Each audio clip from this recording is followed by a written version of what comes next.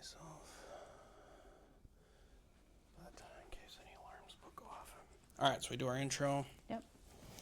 Which is... Welcome to Unmasking Shame the Podcast. Okay. Do we introduce ourselves? Mm-hmm. Oh, I had a thought about that because we were talking about like using our credentials. The only caveat to that is like then we start sounding like therapists in a business that is educational. Yeah, no, I have an idea for it. Okay. Oh. You're just going to tease that one.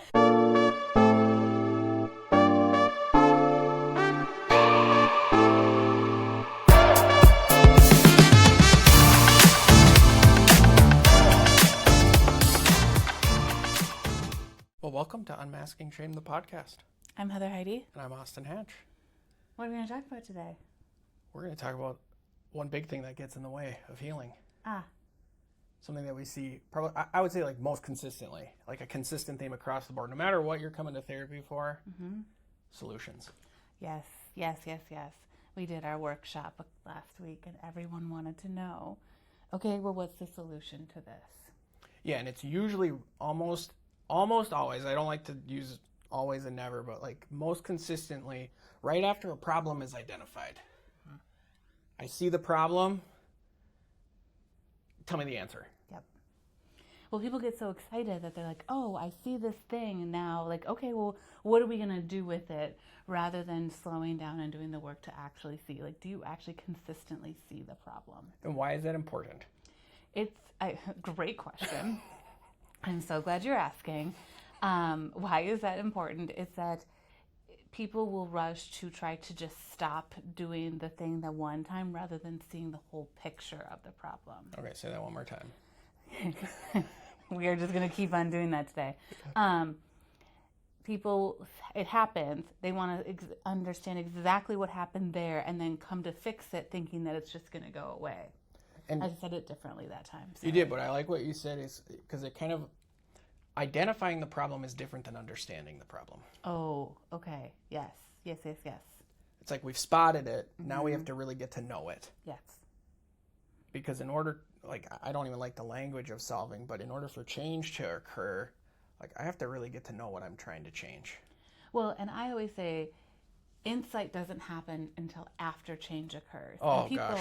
argue with me about that a lot. And I shouldn't say argue, but they don't understand it because they're like, oh, my clients are so insightful. These people are so insightful, but yet they still are struggling to change. And I'm like, well, then they haven't changed and they don't actually have insight either. So none of those things have happened. Mm-hmm. They're just saying really cool things. And that's great. I'm down for some cool things. Yeah. But if you're just saying cool things but not changing and not doing the thing, you actually don't have any insight.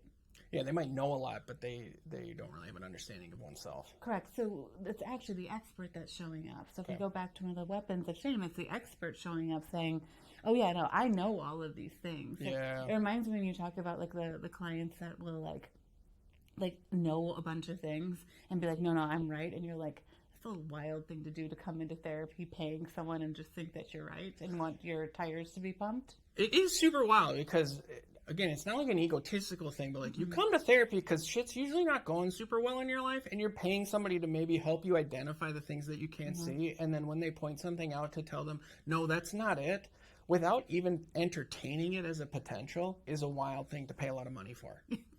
Yes, it is. Just naming it one time is never sufficient because if we have this idea that we have this thing that is only ever going to happen one time and the goal is for it to never happen again is kind of wild.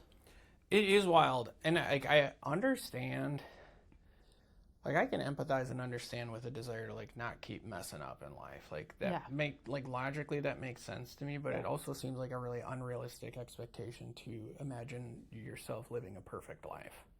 Yeah, and so what I think it runs the risk of as well, why I also hesitate as I'm even saying it, because it's like you also don't want that person to weaponize like, come on, it's a process, you gotta give me some grace. Yeah, so it's a balance. There's a huge balance in that. And so I think that's what also then runs into, this isn't a solution model. No. This isn't a model of like how we see these things and what we're creating and what we're doing is not about saying, here's the exact like 7-step process. Now, a lot of those models are great and there's fantastic things out there. Some good, some bad, you take your pick. But what we're trying to get is for people to actually just see it first.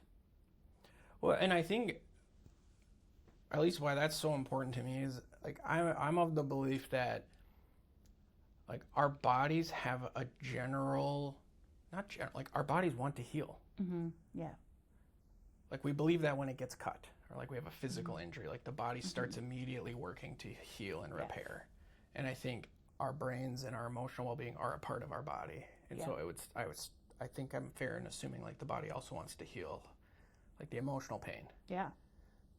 But our prefrontal cortex gets in the way. It does, right? Because we have made up in our minds that like a solution is the answer when really it's like, what if just really getting to know what happened to you unlocks that ability for the body to actually do the work that is necessary to heal. Like you might not have as much control over the healing process as you might think. Mm-hmm. Like the body is going to do that. Your role becomes really understanding what happened to you. Yeah, and being open to it or being open to, and what you're talking about is in the moment now. So many people want to rush to like explaining it away with the past and, oh, this is all because of these things that happened to me. And those are true in some ways. But if you constantly focus on that, you focus on all the stuff in the past, and then you also completely focus on what is the future going to look like if I do all these things well, we're missing out on the here and now. Almost like that's the function of a solution-oriented framework is to bypass the present. Solution-oriented things are bypassing the present. Which is where most likely all of the pain and harm that is being done is occurring, is in the present. Yes. So let's look backwards so that we can move forwards. But don't look at what just happened. Don't look at me right now because I can't tolerate that. Ugh, yeah. Yep. And again, like it makes sense that that's intolerable, but like that's where a lot of time needs to be spent is what is really happening. Yeah, so why do people want solutions then? Like why is it that is what people are chasing? Well, it kind of takes you off the hook. Like I think actually like where I see it most is like with my kids, like there's nothing more confusing than having a child. One, because they don't have the language, they speak a different language that you haven't spoken in a long time. And so it's like, well, just tell me what you want. And then what they want, it seems sometimes seemingly crazy. Sometimes you're like, what the frick does that even mean? Like my kids have been wanting garlic toast for every meal. Like they want garlic toast. I'm down for that. Which is actually delicious. Now this is how my brain works. I'm like, I wonder if their bodies are actually craving garlic because garlic is like has a ton of healing properties to it. So this is like where my mind goes a little while. I'm going a little off the rails here. Okay, fair. But I think children have a greater sense of their intuition and what their bodies needs than adults do. And so like I think there's actually something to the fact that they want garlic toast. Yes. More than just they like it and it tastes good. It's like almost like there's some sense of knowing that they have that they're trusting and just being like, I want garlic toast. Yes, I love that. Because that's kind of a random thing to ask for 3 meals a day for. It's every meal. Oh, it's every meal. I thought you meant like every dinner they want it. No, so we had it at dinner a couple days ago, and since then they have asked for garlic toast. Now, there may be some sense of like, this is new, this tastes good, but like, they're communicating something.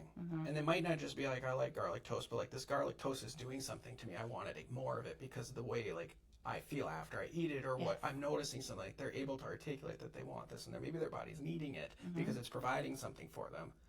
But as a parent, I can get in the way and be like, well, no, you have to eat this, you have to eat this, you have to eat this, you have to eat this. And again, maybe it's a kid saying, I want Hershey's chocolate. And it's like, okay, I get there's nuance in here, but like, as a parent, we often don't interpret correctly or we misinterpret because we just want a quick fix. Yes. So if my kid's struggling with something, I want to go to somebody else to tell me what to do so I don't have to deal with this problem because it's inconvenient in my life. And I think that is the biggest issue with the solution is this problem is inconvenient. I don't want it anymore. Yeah, so the problem being inconvenient, I want a solution to make it go away. And therefore, if I only want a solution, if I do the solution, I do it correctly, it will never be a problem again. And so therefore, if there's ever a problem again, whose fault is it? It's probably your therapist's fault. Therapist, yeah. Their solution wasn't accurate. Yeah, there's that. Yeah. Someone else's. It's somebody else's, right? Like, that's what I'm saying. Yeah. It's like in this instance, a lot of times I think it does fall on whoever you've asked for help, but it's never mine. Mm-hmm. I did everything in my power to figure out a solution and tried to deploy it. It's not my fault that it didn't work. Maybe it's you didn't receive my solution, so it's my spouse's fault or my kid's fault or my friend's fault. It's just I'm never responsible. Which is just really interesting to me as someone who overly takes responsibility for things that aren't even mine. Like, I just will take it and take more and be like, so when I hear like someone who doesn't want to take responsibility, I'm like, that's crazy to me, because that's the only thing like I like knew how to do for the longest time, which was like, oh, it must be my fault. Yeah. Wild that we work together. Mm-hmm. Mm-hmm. Mm-hmm. So I'm over here thinking like, I cannot relate to that. Yeah, I know. Yeah. It's like, it's just how it happens. It's like, no, it's got to be my fault. I did that wrong. Yeah. Mm-hmm.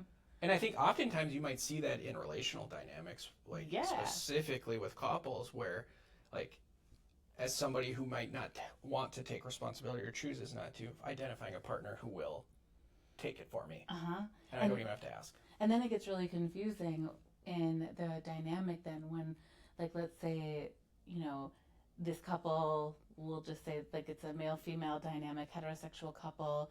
Let's say she starts getting better and she starts not taking responsibility. She starts not doing those things.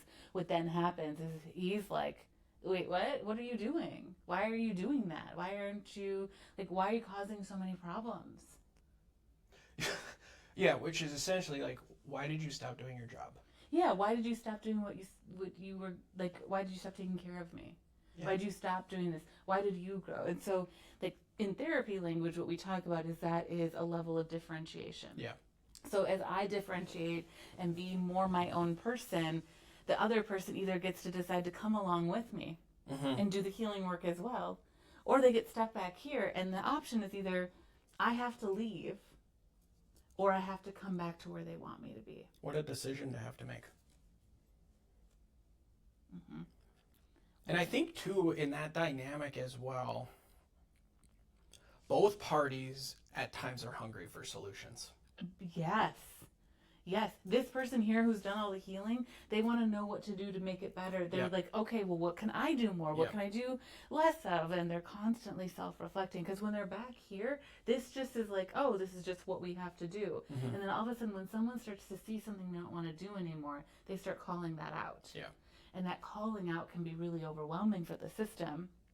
And so as the calling out becomes the issue, the truth becomes the issue. Oh, I like that. The truth becomes the issue. Oh, jeez. Okay. When the truth becomes the issue, then there's more friction.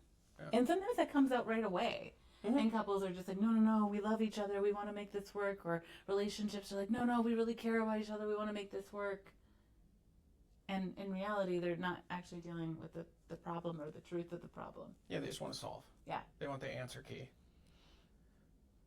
And I think a lot of what we talk about is we're inviting people into a really uncomfortable place, because we believe that is where healing begins, is sitting in the, like, I like the muck, the mud, whatever it is, but like it's sitting, learning to tolerate discomfort.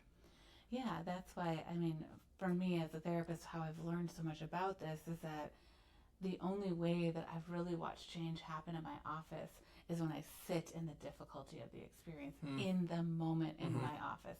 We are sitting in my office today. We did do a little change up for those of us, or for those of people watching us online. We're in a different spot today.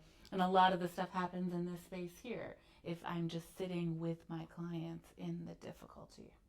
And I think that's an indication that, like, a part of change may require help of learning how to sit in that. That's not a solution. It's just like, I need help to learn how to do this so that I can do it on my own. None of the goal is to alleviate discomfort. Yeah.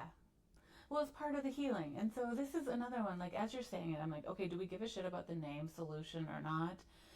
I think we don't want to solve problems. We want to help people see and feel them. Yes. And so, yes, a solution is coming to therapy. Of course that can be a solution. And you have to make sure you're also in front of the right therapist to do the work, that you're not sitting in front of someone trying to take care of it, or they can hear the 6 ways we're going to do it. We're going to do it in 10 sessions, and then it's going to go away, and then your wife will be happy again. It's easy as pie. Doesn't work that way. I wish it did.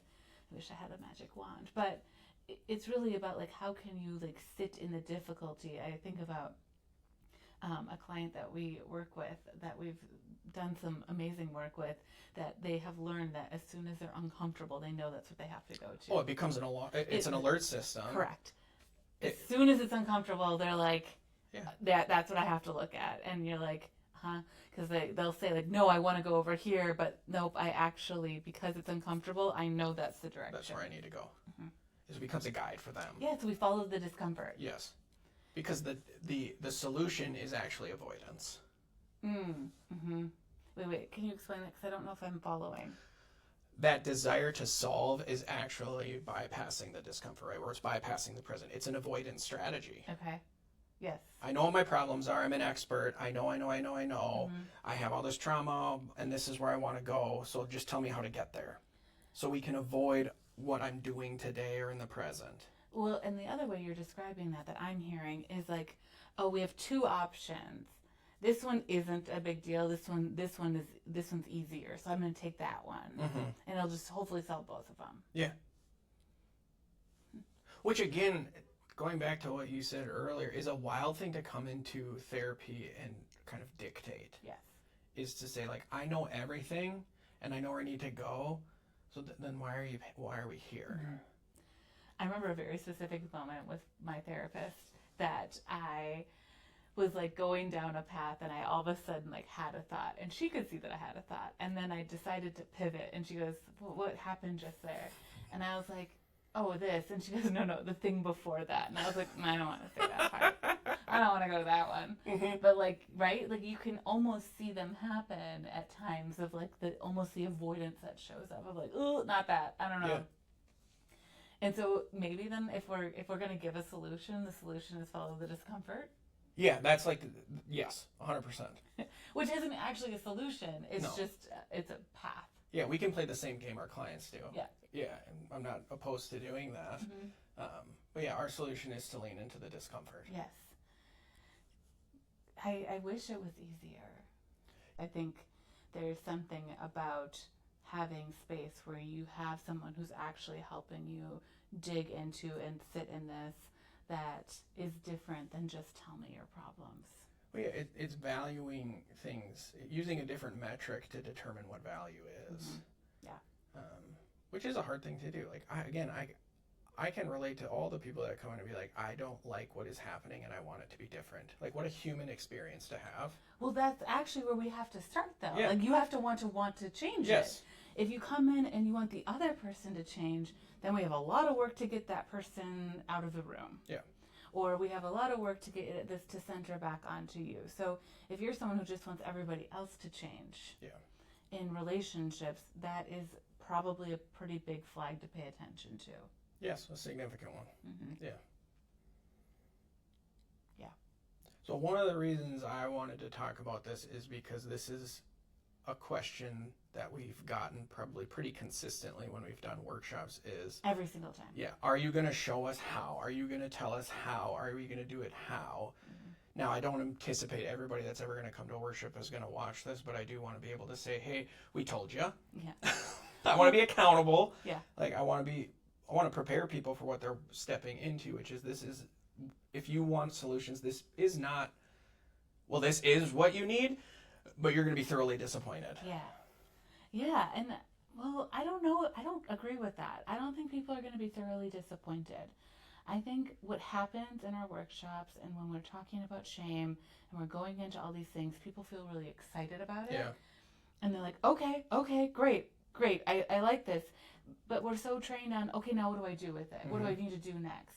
And that's where we're trying to disrupt things a little bit. And we're trying to say, like, get that, appreciate that. That's good energy to have, that you want to change this. But we're actually going to make you take a few steps back and just sit in it.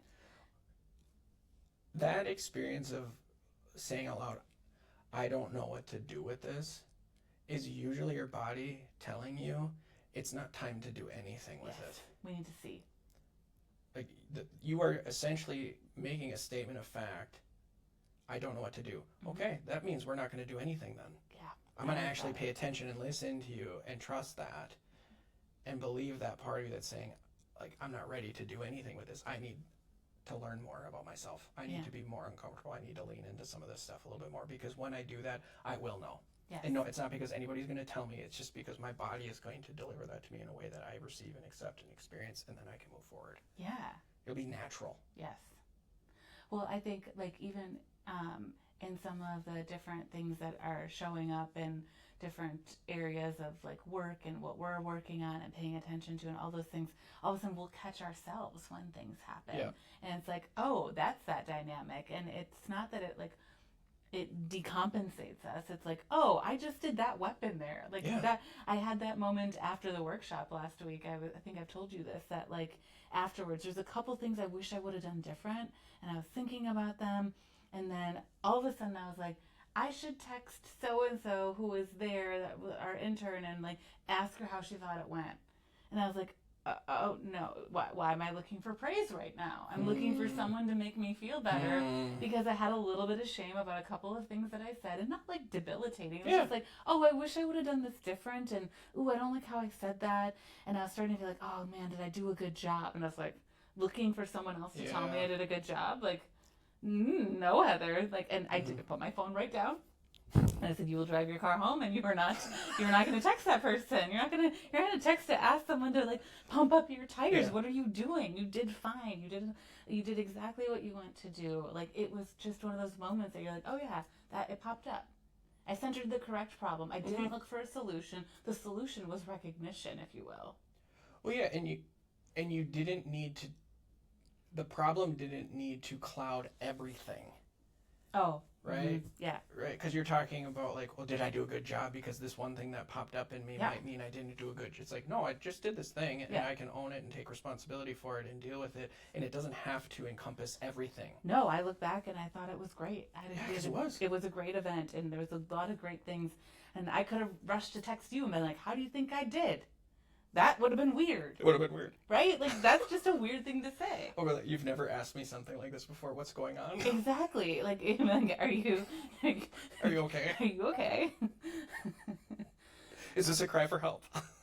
It would have been. Just note that will be the cry for help if I ask you how I did. Yes. Because I don't need that from you. Because if I continue to ask that from you, this then becomes a relationship that you need to make me feel better about a job that I said I was going to do. I need you to make me feel better for a job I said I was going to do when I need to get better at, or I do feel like I'm doing better. It just was that moment. But like, I need to be the one taking responsibility for my life and how I show up and all those things. It's not for you to tell me it's better. Well, yeah, and I think what you're talking about is it's this experience. Like, what I've noticed is, we've talked a little bit about this, like, it's like at different times we're kind of like we're on our own journeys, right? And it's like, when one's struggling, one's kind of thriving. It's like almost this like weird balance. Yeah. And it like oscillates, but it also affords like opportunities to just be honest, open, transparent. And it's like, it's okay that each of us are seeing and noticing certain things as we go along this journey, and it doesn't have to taint everything or ruin everything or put everything into question. It's just something to pay attention to, because discomfort is our guide.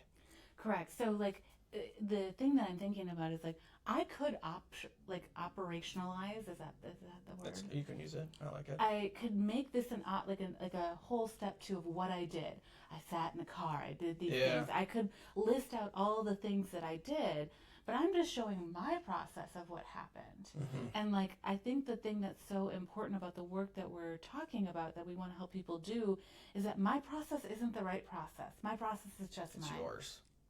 And I own it. And there's times I have to refine it and things that I have to do different with it, but it is my process.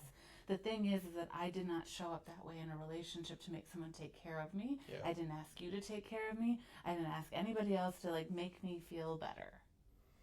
I love that idea, like, of making something yours. Because I think too, what we see a lot is we could tell you what we might do. Yeah. But then you, like, I don't want to be a part of your relationship. That's not my relationship. Correct. And now you're bringing me into it. Yeah. Well, or I think what you're also saying is like, I don't need people just to like do all of the things the same way I do. I don't need people to think that that's the only way to do it. Yeah, because it's not. I don't want people to think that like this model will solve it, because what's going to happen as I continue to grow as a human, that event will happen less, but a new one's going to pop up. Yeah. And if I always go to the same script that I went to before, I'm going to be like, why didn't it work this time? So that you got to say again. If I always go to what? The same script. I don't know what I said. You said, if I always go to the same script. I don't even remember now, but it seemed really important. Well, if I go to the same script but I'm in a different place, it's not going to work now. That is right, you said. Like yes. that, it's not going to work. It's not going to work. And then I'm going to be like, why isn't it working? Why isn't this thing happening? It always worked before for me. And it's like, oh, because I changed. Yeah. I'm a different version of Heather. I'm a different version of myself that's evolved more in whatever way. And so I have to adapt. And so understanding how shame shows up for my system, I can pay attention to that. But how I respond is going to be an adaptation over my life. I love that. And so, no, we are not creating there are things. You can probably hear in what I'm saying that there are steps that I took. Yeah. But I want people to figure out how to do this on their own, that they're not going to need to be dependent on somebody else to help them get there. Yeah, we want to empower people. Yes! Yeah. Yes. I think that's where we leave it here. That is where we leave it. Because empowerment is the thing. Yeah, and it's a very beautiful thing. Yeah. And it gets to be yours. This is fantastic. Love it. Until next time. Yes, until next time.